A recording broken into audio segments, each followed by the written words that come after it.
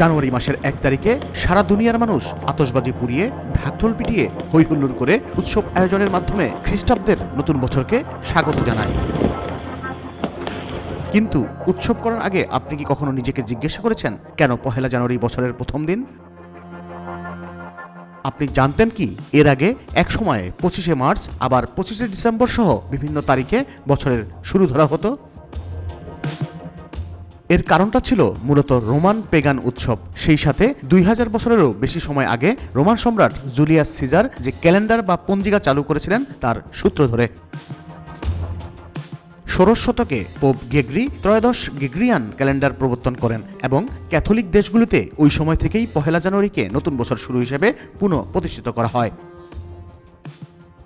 আমরা এখন যে ক্যালেন্ডার অনুসরণ করি বা যেটি ইংরেজি বর্ষপঞ্জি হিসেবে চেনেন অনেকে, সেটাই গ্রেগরিয়ান ক্যালেন্ডার।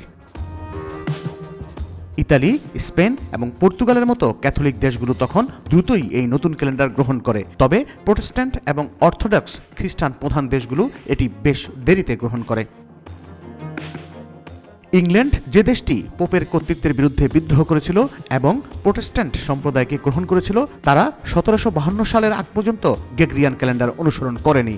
এর আগ পর্যন্ত তারা 25শে মার্চকেই নববর্ষের প্রথম দিন হিসেবে উদযাপন করত।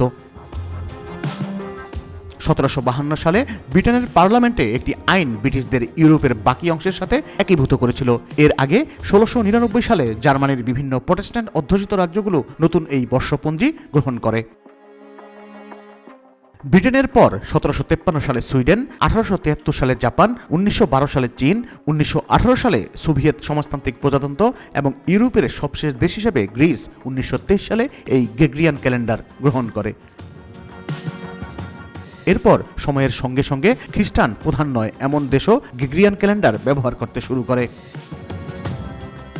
বর্তমানে বিশ্বের বেশিরভাগ দেশ গ্রেগরিয়ান ক্যালেন্ডার অনুসরণ করে, আর ঠিক এই কারণেই আমরা প্রতি বছর 1 জানুয়ারি সারা বিশ্বে আতশবাজি পোড়ানোর উদযাপন দেখি।